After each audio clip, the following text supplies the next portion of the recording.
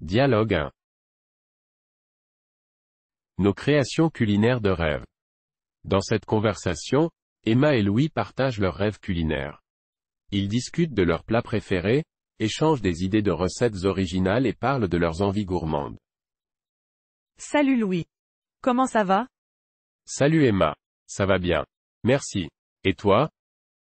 Ça va super. Dis-moi, si tu pouvais créer ton plat de rêve, qu'est-ce que ce serait?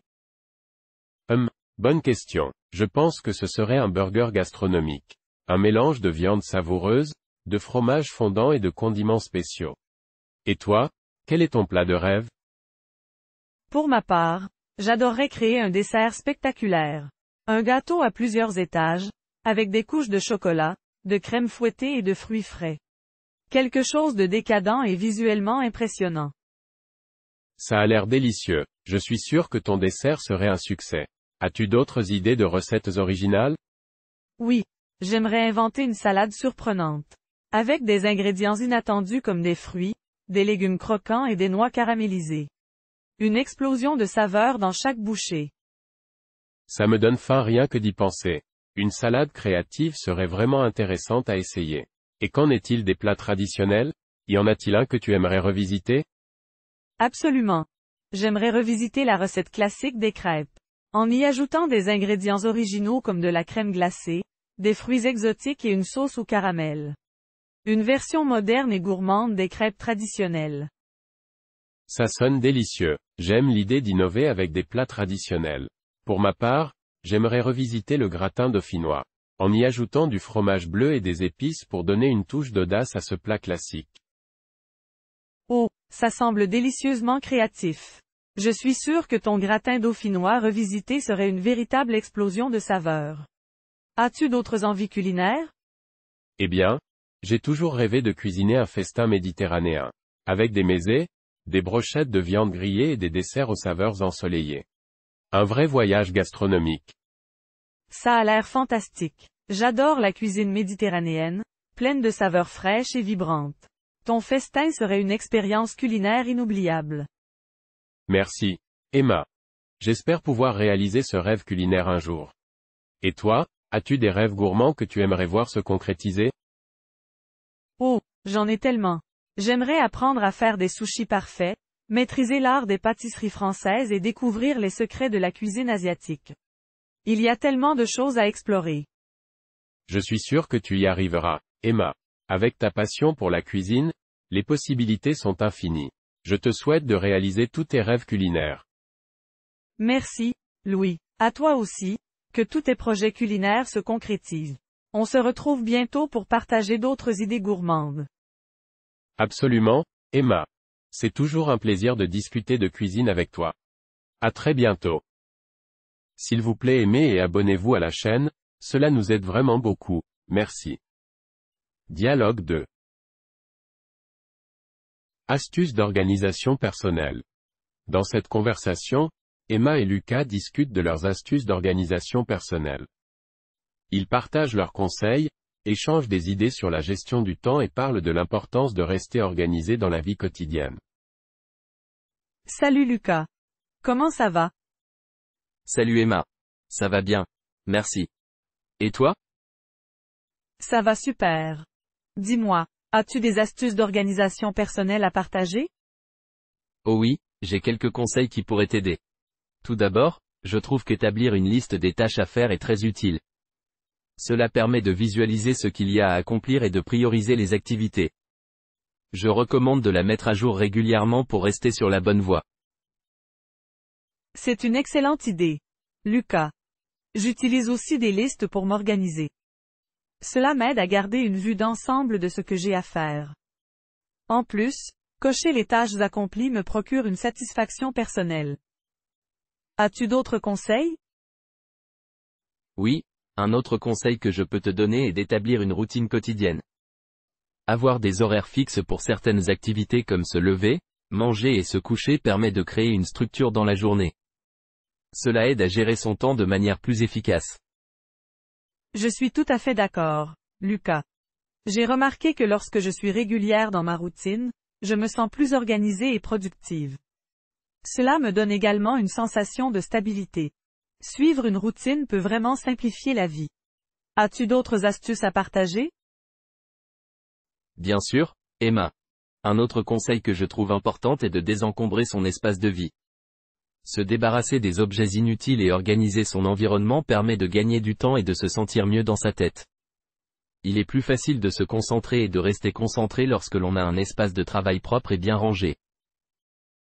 C'est un conseil précieux, Lucas. J'ai également remarqué que lorsque mon espace est ordonné, je me sens plus calme et concentré. Prendre le temps de ranger et d'organiser régulièrement fait une grande différence. Cela évite aussi de perdre du temps à chercher des choses à accent aigu garé. Merci pour cette astuce.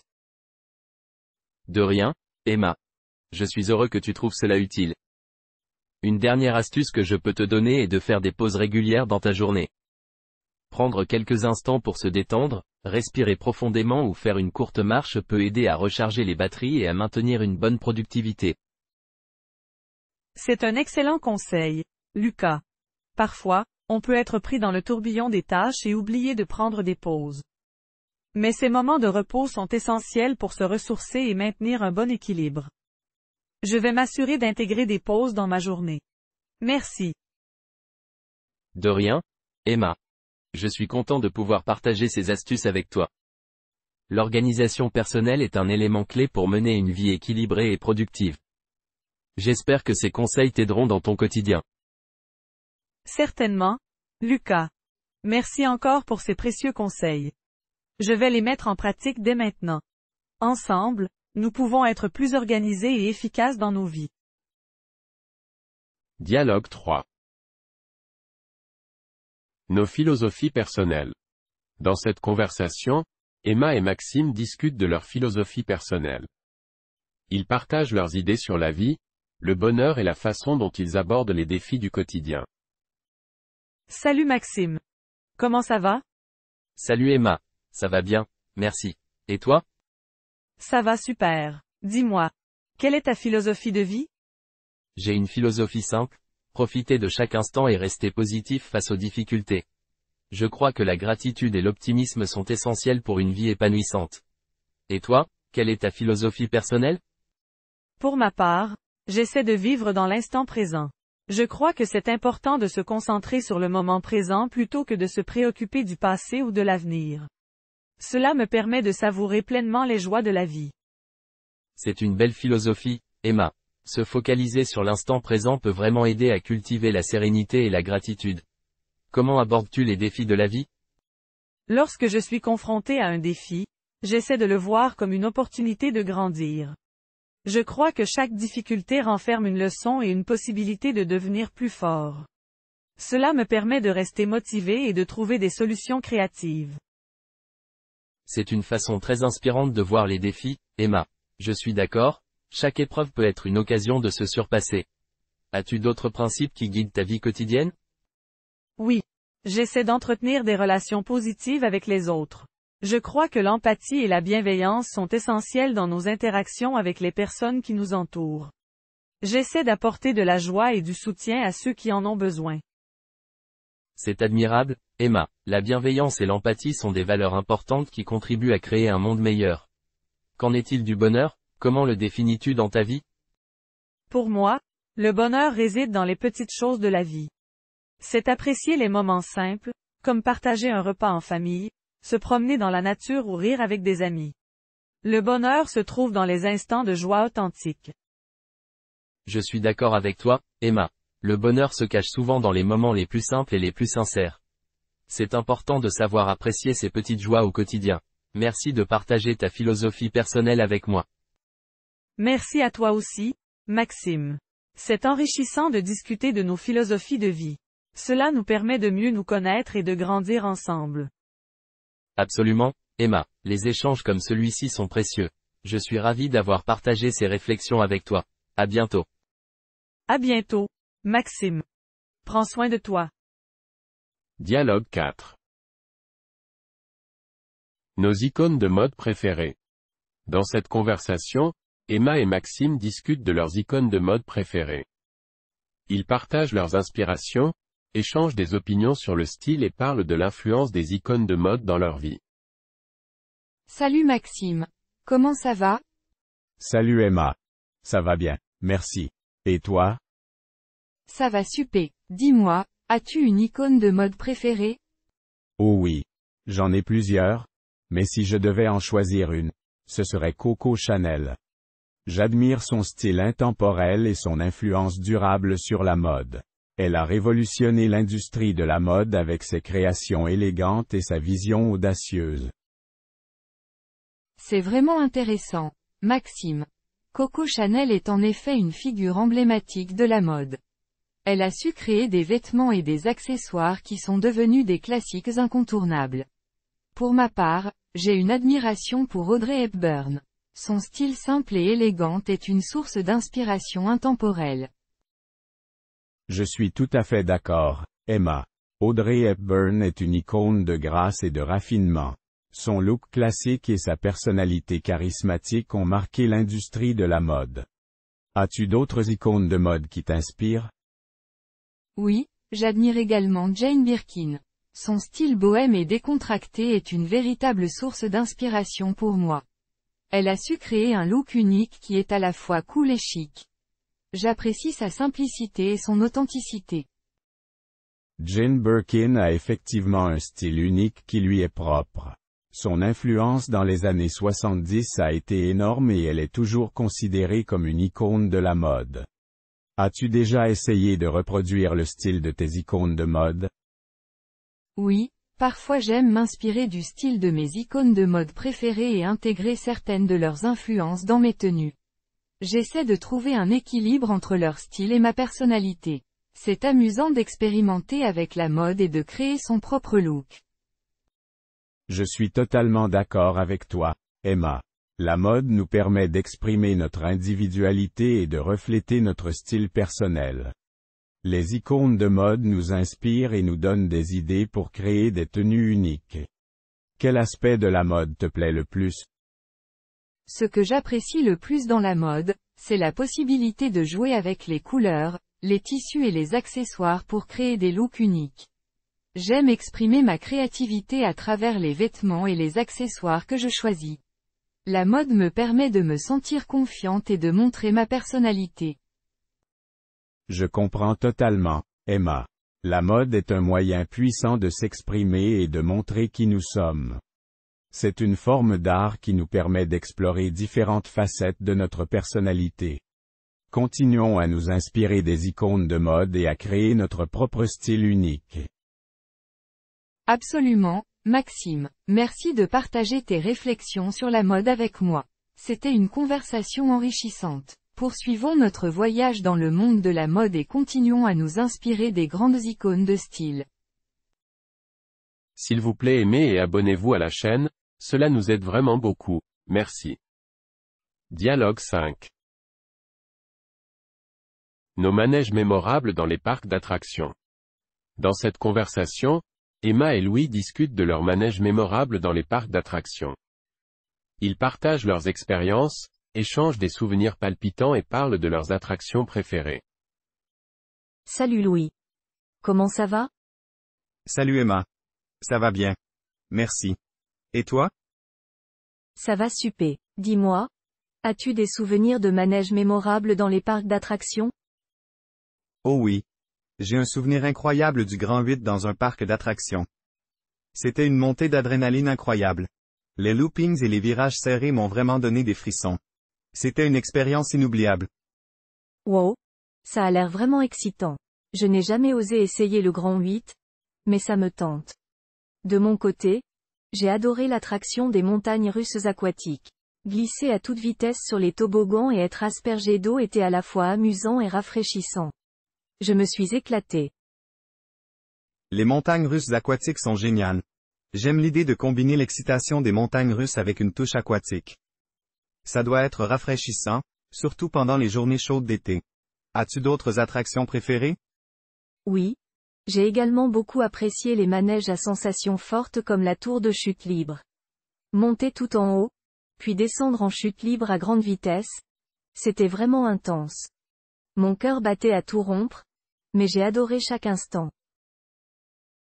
Je comprends cette sensation, Emma.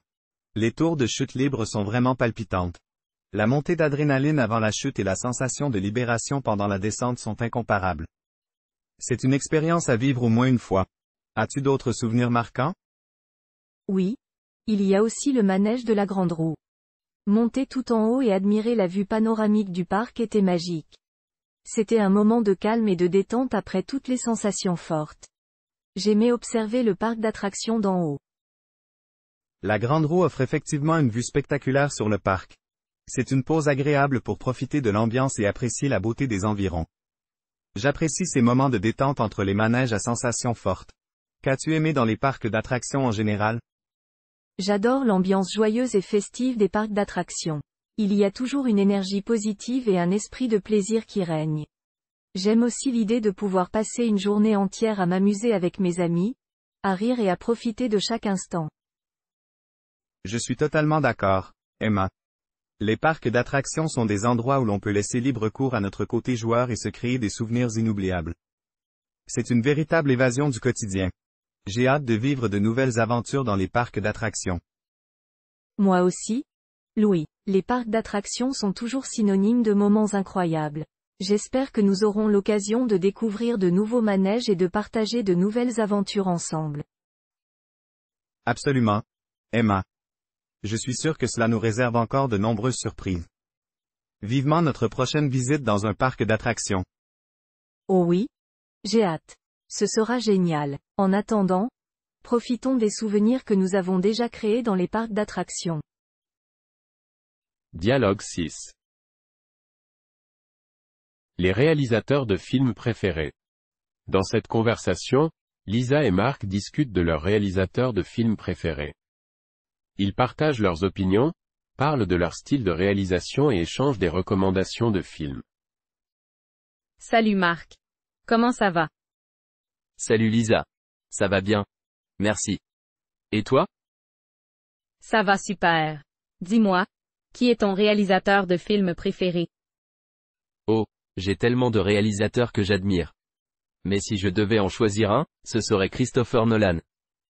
J'aime sa façon de raconter des histoires complexes et ses techniques cinématographiques innovantes.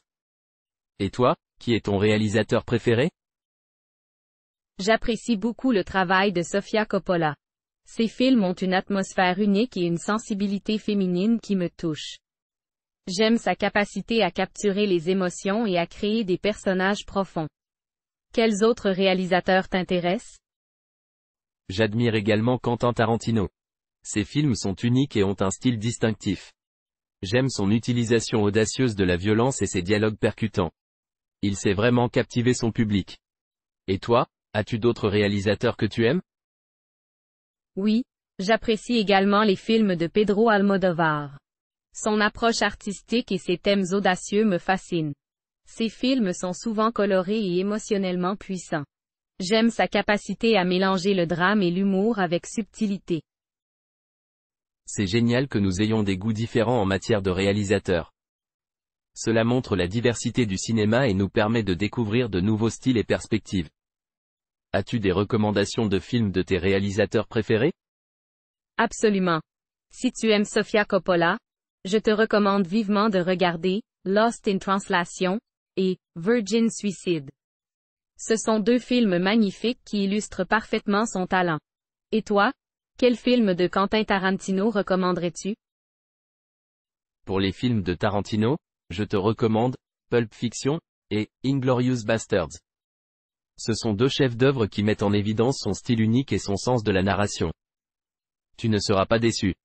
As-tu d'autres recommandations de films? Oui. Si tu es intéressé par les films de Pedro Almodóvar, je te conseille Volver et Tout sur ma mère. Ce sont des films émouvants et visuellement superbes. Tu aimeras sûrement leur esthétique distincte. Merci pour ces recommandations, Lisa. Je suis impatient de les regarder. J'aime découvrir de nouveaux films et réalisateurs. C'était une conversation cinématographique intéressante. Je suis contente que ça t'ait plu, Marc. Le cinéma est une forme d'art qui nous permet d'explorer différentes émotions et de nous évader. Continuons à apprécier les réalisateurs et les films qui nous inspirent. Dialogue 7. Nos initiatives environnementales de rêve. Dans cette conversation, Emma et Lucas discutent de leurs initiatives environnementales de rêve. Ils partagent leurs idées sur la préservation de l'environnement, échangent des conseils sur les pratiques durables et discutent de l'importance de la protection de la planète. Salut Lucas. Comment ça va? Salut Emma. Ça va bien, merci. Et toi? Ça va super. Dis-moi, si tu pouvais réaliser une initiative environnementale, quelle serait-elle? Oh. J'aimerais créer une organisation de reboisement. Je pense qu'il est essentiel de restaurer les forêts et de préserver la biodiversité. En plantant des arbres, nous pouvons contribuer à la lutte contre le changement climatique. Et toi? As-tu une initiative environnementale de rêve? J'aimerais sensibiliser les gens à l'importance de réduire leur consommation de plastique. En promouvant l'utilisation de produits réutilisables et en encourageant le recyclage, nous pouvons réduire la pollution plastique qui menace nos écosystèmes marins. Quelles autres idées as-tu? Je pense aussi à créer une initiative de nettoyage des plages. En mobilisant des volontaires pour ramasser les déchets et sensibiliser à la protection des océans, nous pouvons préserver la beauté naturelle de nos côtes. Il est important que chacun prenne soin de notre environnement. Absolument. La participation de tous est cruciale. Une autre idée qui me vient à l'esprit est de promouvoir le transport durable, comme le vélo et les transports en commun. En réduisant l'utilisation des voitures, nous pouvons réduire les émissions de gaz à effet de serre. Cela contribuerait à améliorer la qualité de l'air. Je suis totalement d'accord avec toi. Encourager l'utilisation de modes de transport plus durables est une excellente initiative pour réduire notre empreinte carbone. Quelles sont d'autres actions que nous pourrions entreprendre individuellement? Nous pourrions également adopter des pratiques de consommation responsables. En achetant des produits locaux, biologiques et durables, nous soutenons les agriculteurs locaux et réduisons notre impact sur l'environnement. C'est un moyen concret d'agir au quotidien. Tout à fait, Emma. Chaque petit geste compte. J'aimerais aussi encourager l'éducation environnementale dans les écoles. Sensibiliser les jeunes générations à la protection de l'environnement est essentiel pour assurer un avenir durable. C'est une excellente idée. En enseignant aux enfants l'importance de la préservation de la nature, nous les aidons à devenir des défenseurs de l'environnement. Je suis convaincu que nous pouvons faire une différence si nous agissons ensemble. Je suis d'accord avec toi, Emma. L'environnement est précieux, et nous devons prendre soin de lui. Continuons à penser à de nouvelles initiatives et à promouvoir des pratiques durables dans notre vie quotidienne. Absolument, Lucas. Merci d'avoir partagé tes idées.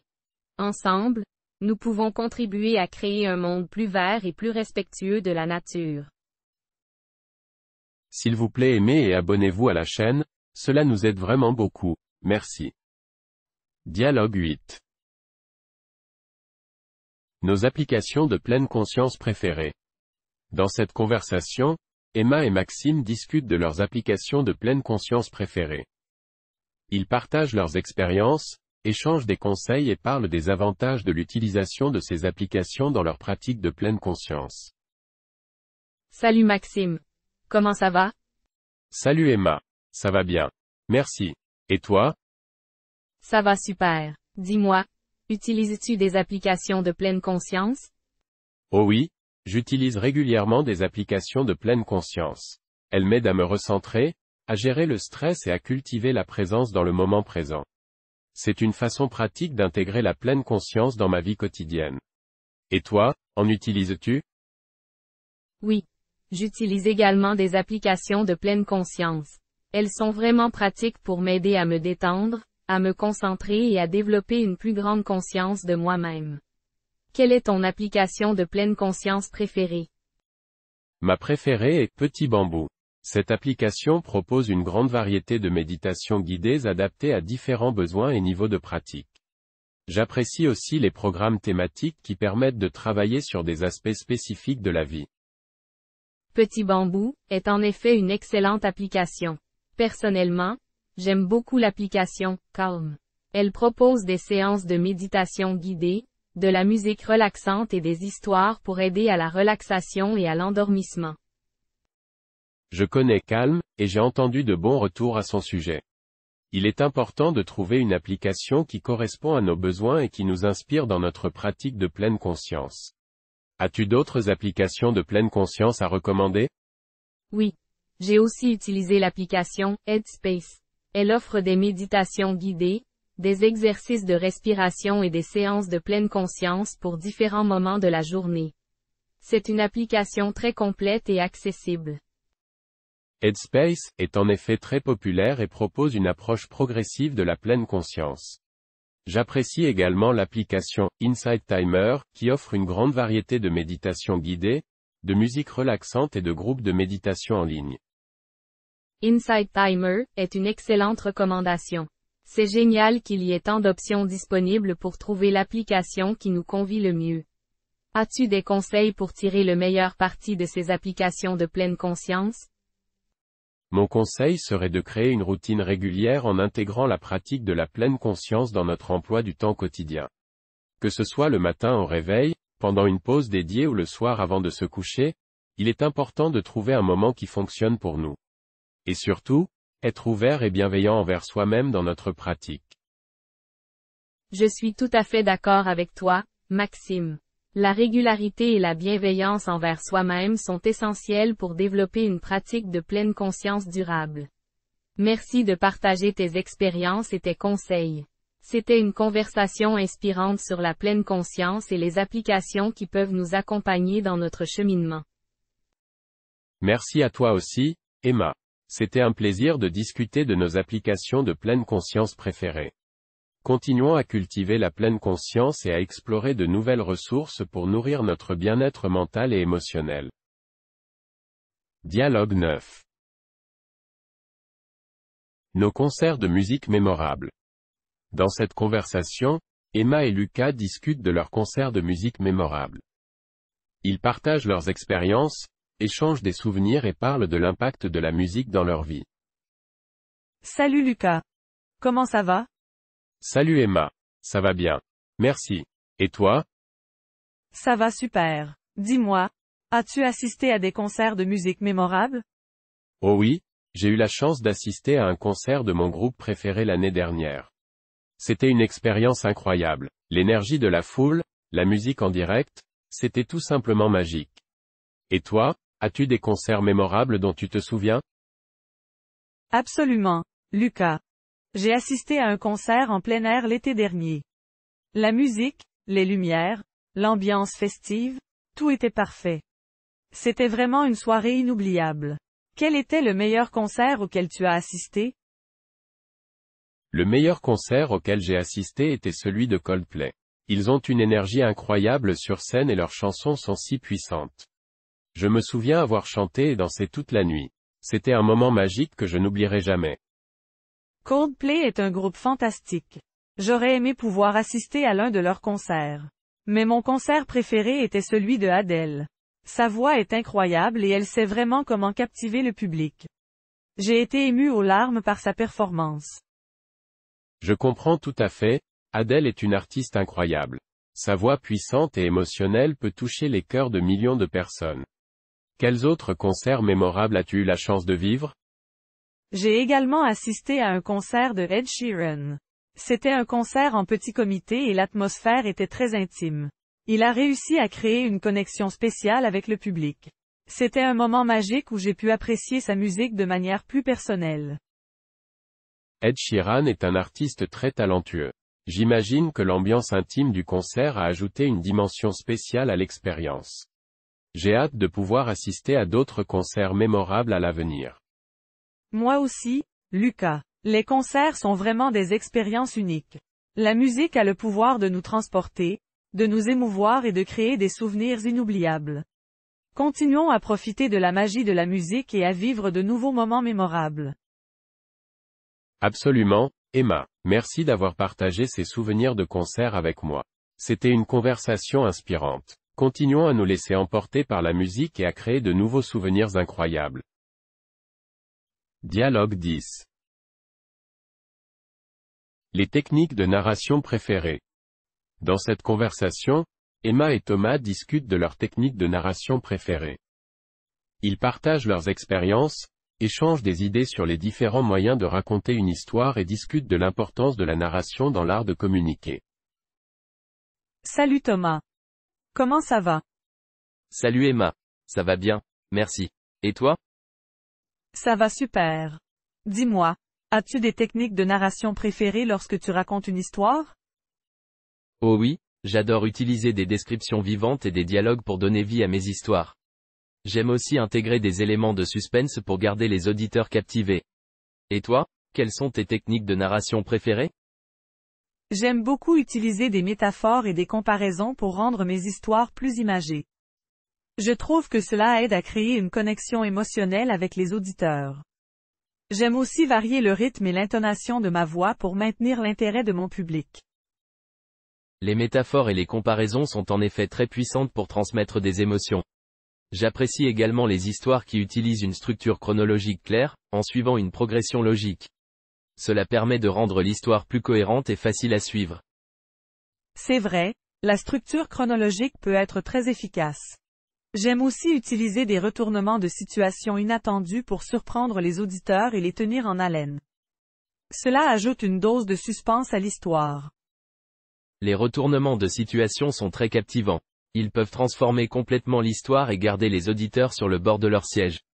Quelles autres techniques de narration apprécies-tu? J'apprécie également l'utilisation de la voix narrative à la première personne pour créer une connexion plus personnelle avec les auditeurs. Cela permet de les plonger dans l'histoire et de partager les émotions et les pensées du personnage principal. C'est une technique très immersive. Je suis d'accord, la voix narrative à la première personne est très efficace pour susciter l'empathie des auditeurs. J'aime aussi utiliser des descriptions sensorielles détaillées pour transporter les auditeurs dans l'environnement de l'histoire et leur permettre de vivre les moments avec les personnages. Les descriptions sensorielles sont en effet très puissantes. Elles permettent aux auditeurs de visualiser les scènes et de s'immerger dans l'histoire. Cela crée une expérience plus immersive et engageante.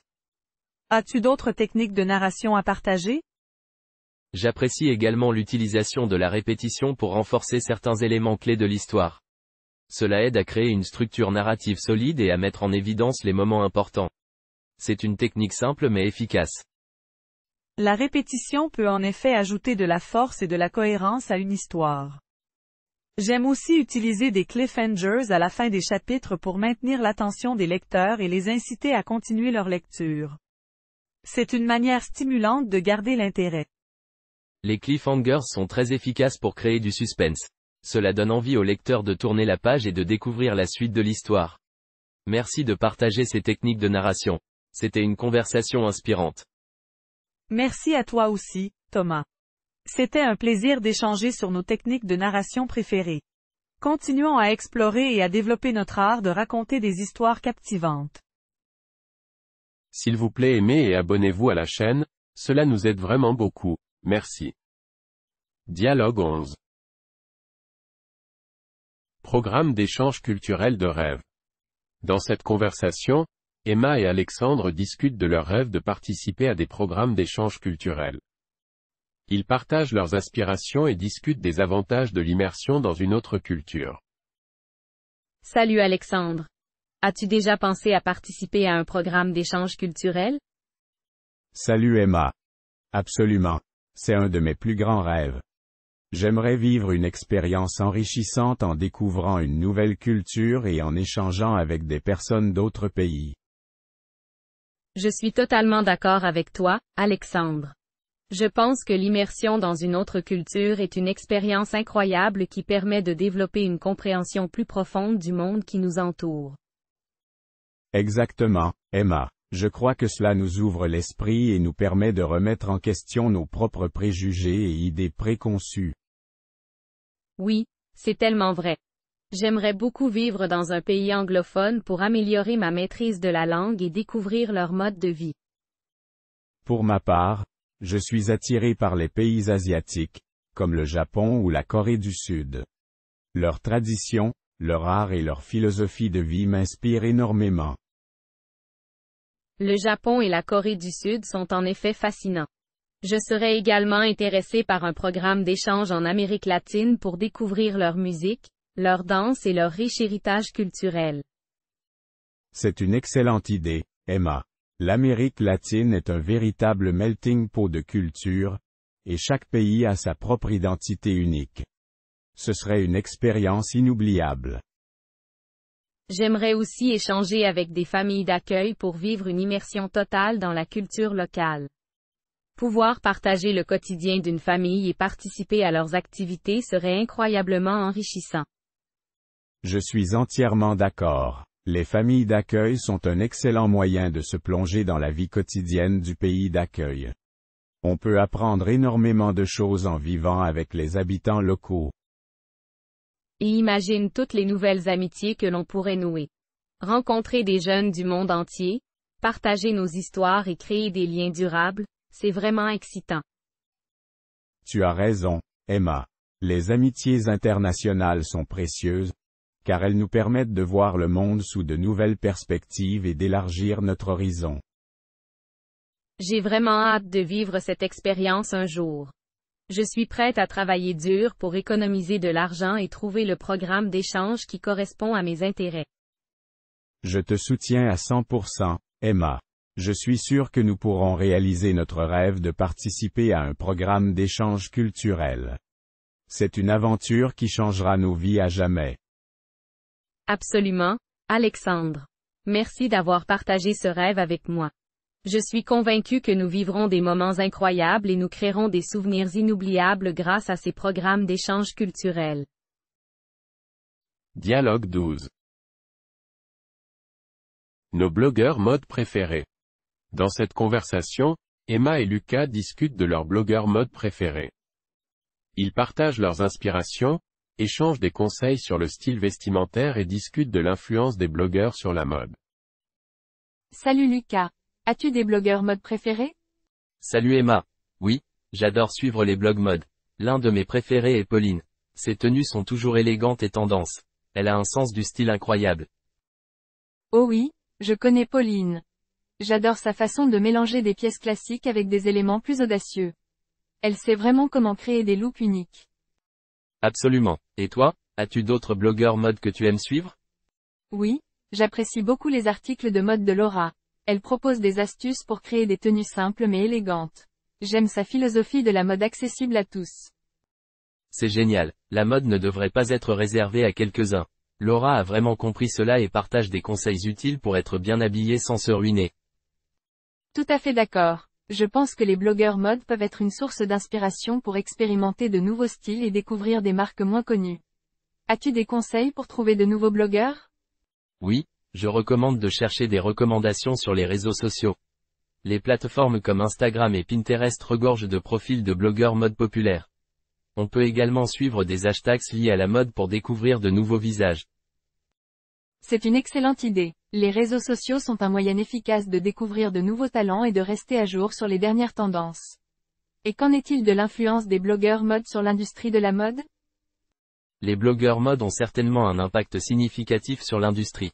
Leurs recommandations et leurs looks influencent les choix d'achat des personnes qui les suivent. Cela a poussé les marques à collaborer avec les blogueurs pour promouvoir leurs produits. Oui, c'est vrai. Les collaborations entre les blogueurs et les marques permettent de créer une relation plus authentique avec les consommateurs. Cela donne également l'opportunité aux blogueurs de partager des conseils personnalisés.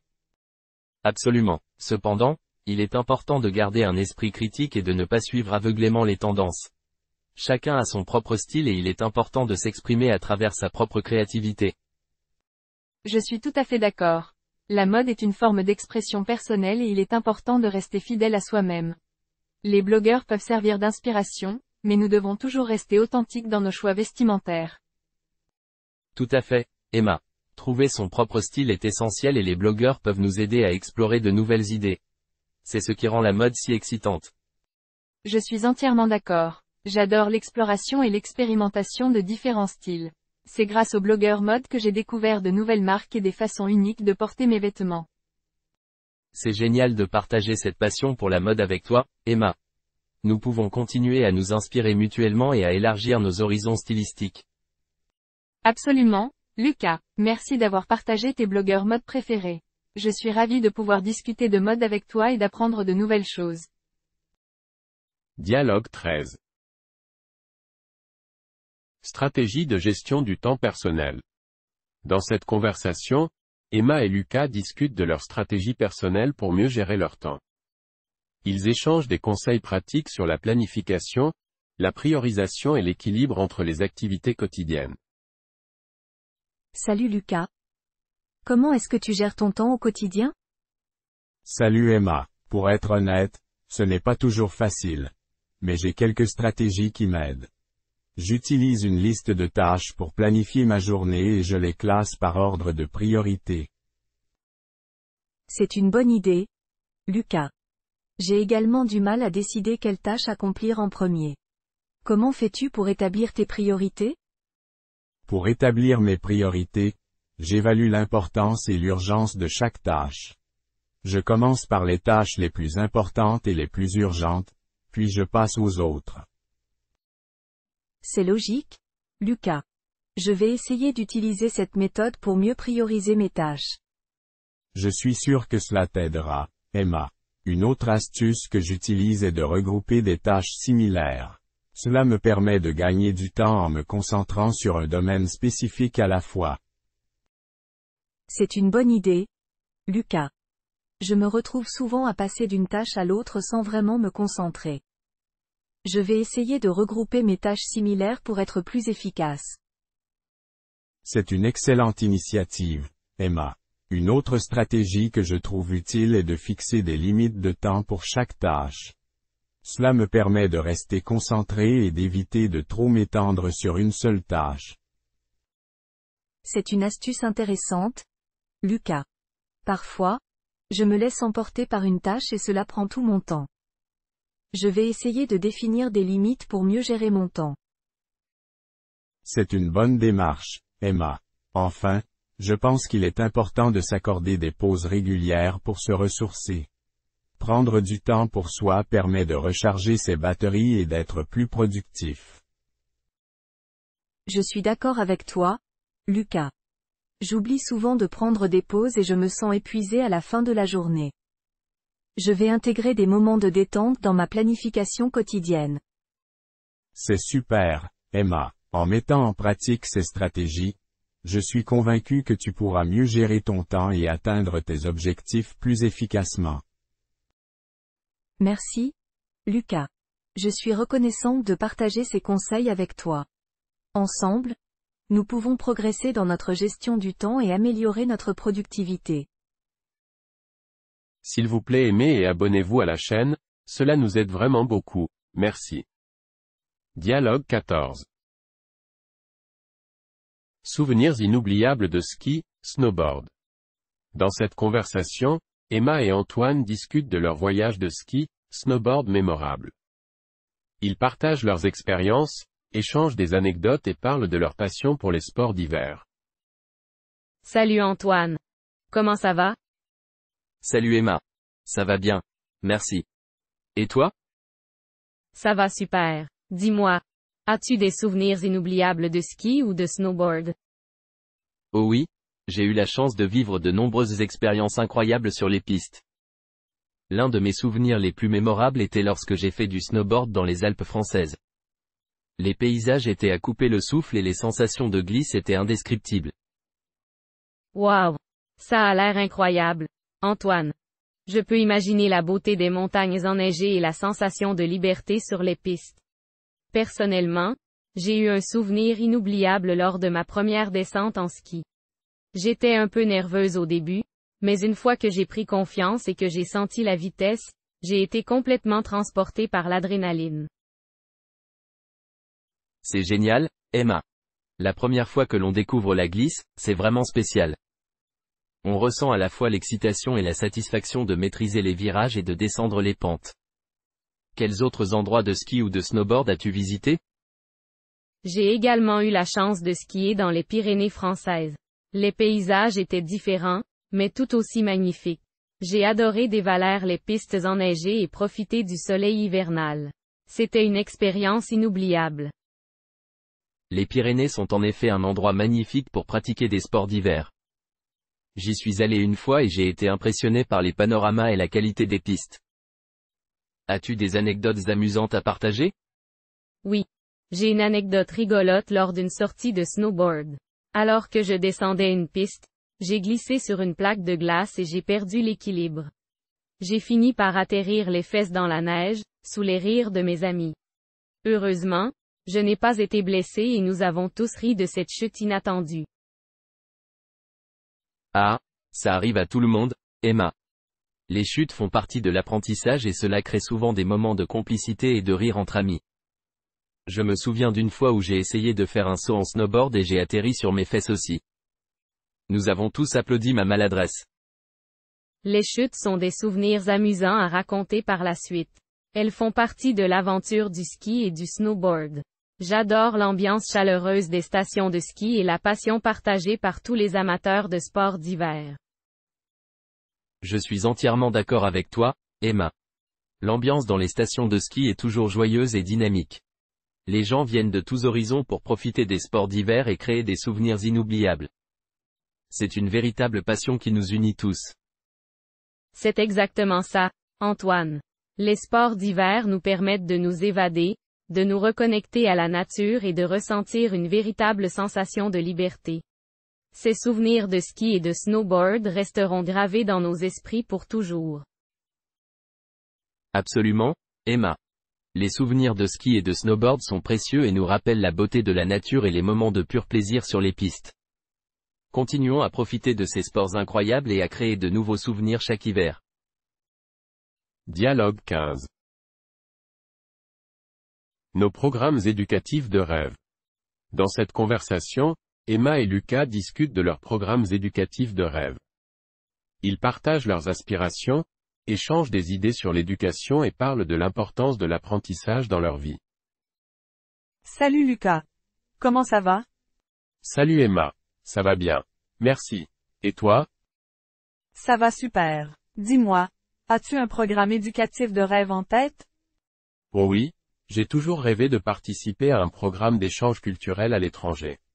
J'aimerais avoir l'opportunité d'étudier dans un pays étranger, d'apprendre une nouvelle langue et de découvrir une nouvelle culture. Ce serait une expérience incroyable. C'est vraiment intéressant, Lucas. Les programmes d'échange sont en effet une occasion unique de s'immerger dans une nouvelle culture et d'élargir nos horizons. Personnellement, j'ai toujours rêvé de participer à un programme de recherche scientifique. J'aimerais pouvoir travailler aux côtés de scientifiques dans un laboratoire et contribuer à des découvertes importantes.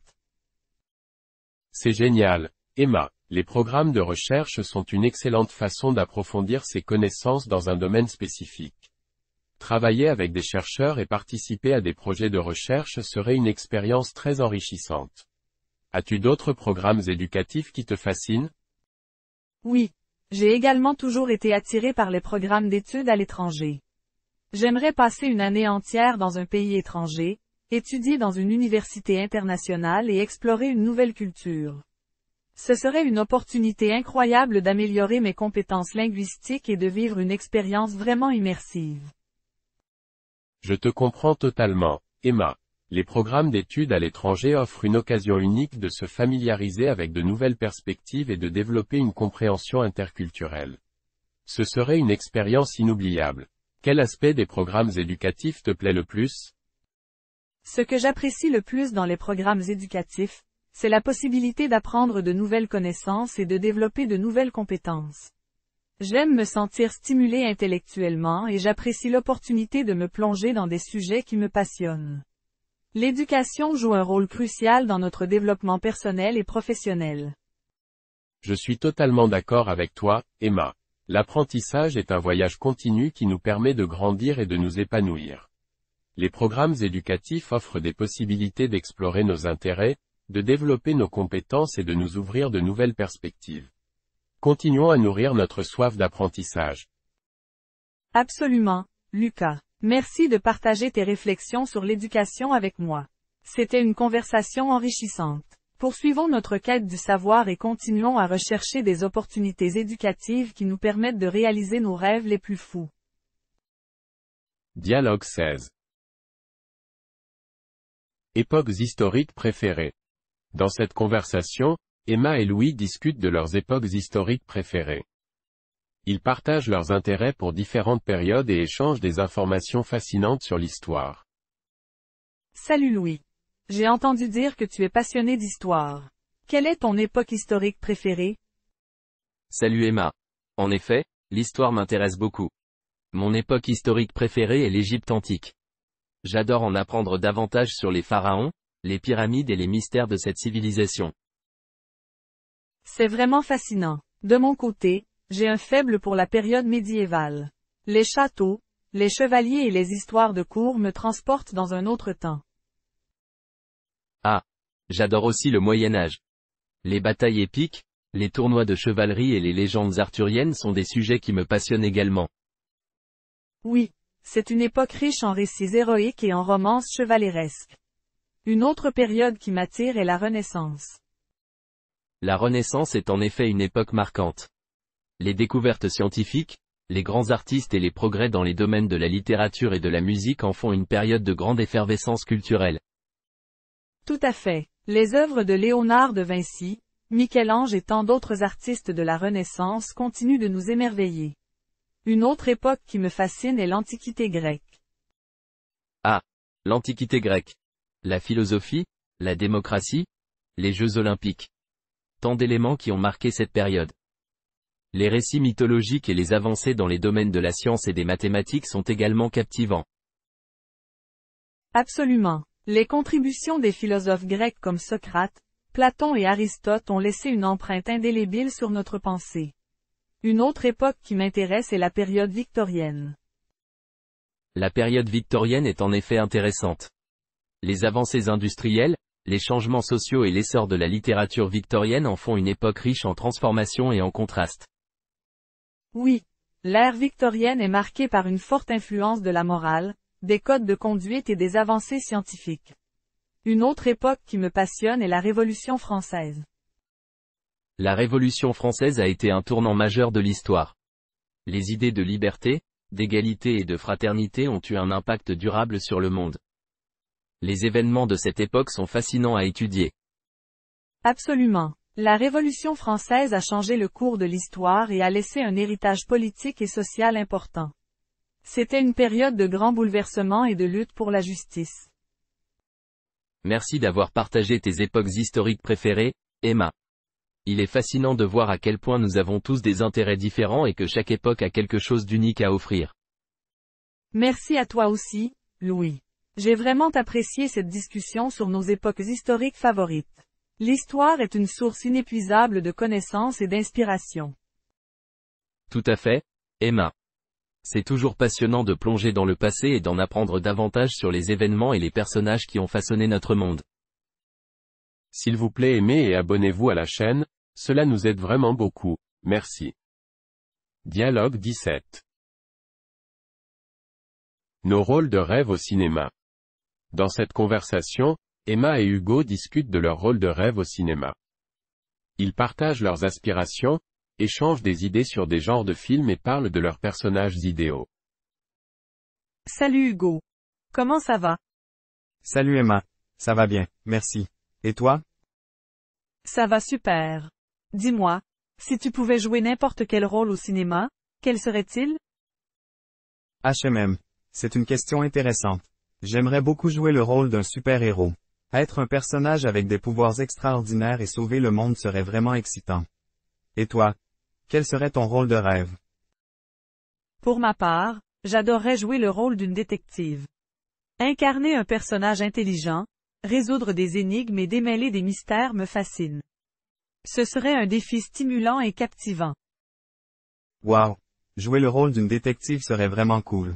J'aime l'idée de découvrir des indices et de résoudre des crimes. Il y aurait beaucoup de suspense et de rebondissements. As-tu d'autres idées de rôles intéressants? Oui, j'aimerais aussi jouer le rôle d'une exploratrice.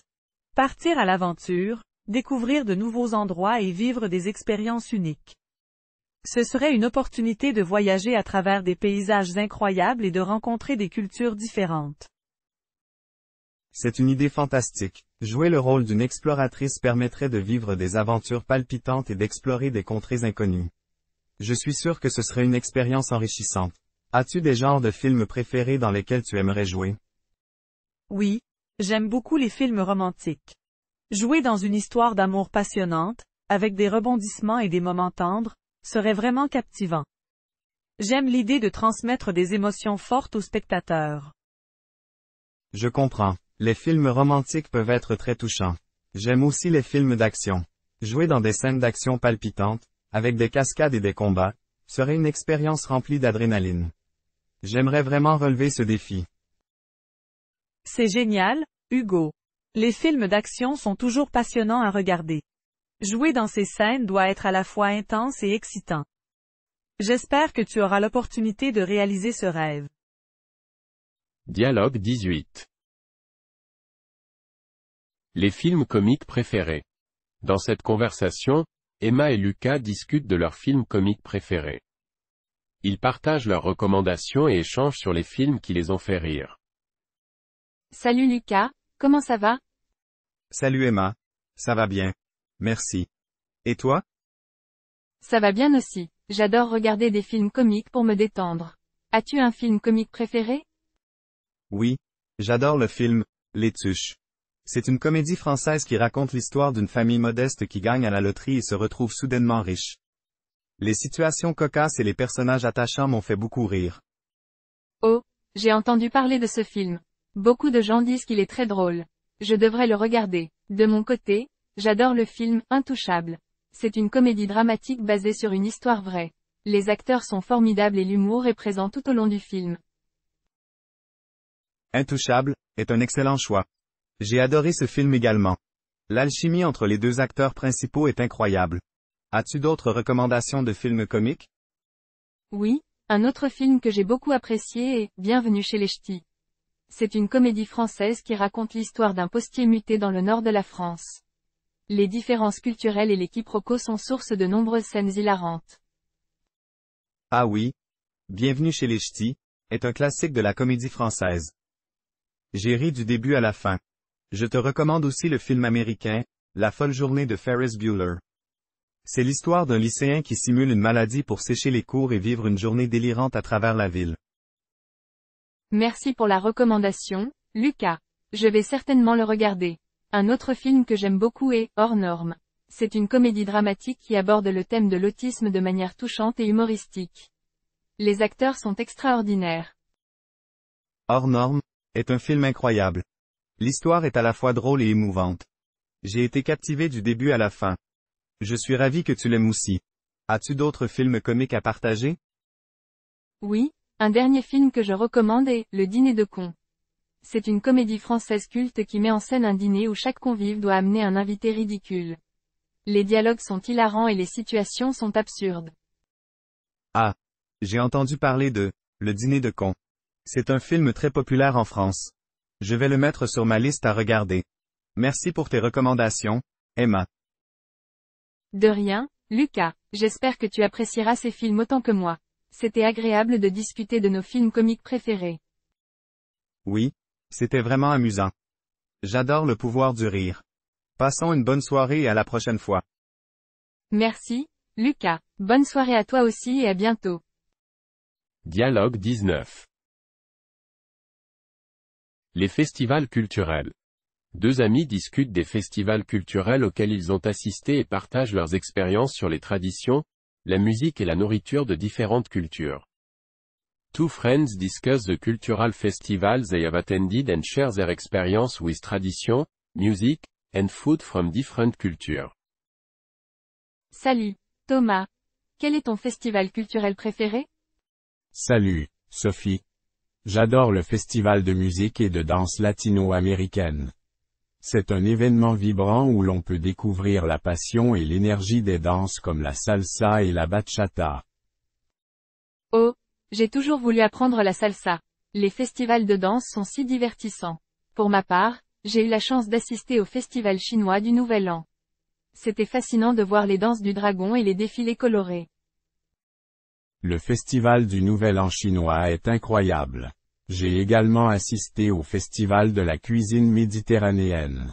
Les délicieuses saveurs de la cuisine grecque, italienne et espagnole étaient à tomber par terre. Ça me donne faim. J'ai également apprécié le festival de la culture indienne. Les couleurs vives des saris, les danses traditionnelles comme la danse du ventre et les délicieux plats épicés étaient une véritable explosion pour les sens. J'adore la cuisine indienne. Les épices et les saveurs uniques sont vraiment délicieuses. J'ai aussi participé au festival du carnaval brésilien. Les costumes flamboyants, les danses entraînantes et la musique animée m'ont fait vivre une expérience inoubliable. Le carnaval brésilien est réputé pour sa joie et sa vitalité. J'aimerais vraiment y assister un jour. Une autre expérience mémorable pour moi était le festival des lanternes en Asie. Les lanternes volantes illuminant le ciel créaient une atmosphère magique. Les festivals des lanternes sont magnifiques. J'aimerais aussi assister au festival des cerisiers en fleurs au Japon.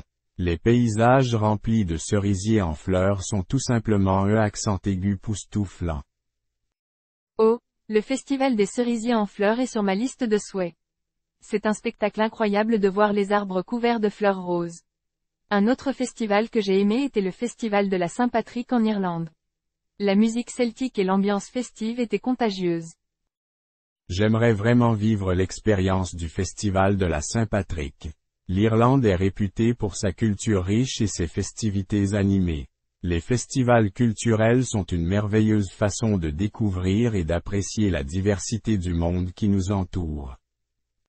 Absolument, Thomas. Chaque festival offre une expérience unique, nous permettant de plonger dans une autre culture et d'élargir nos horizons. Merci d'avoir regardé notre vidéo. N'oubliez pas de liker et de vous abonner à la chaîne. Merci, à bientôt.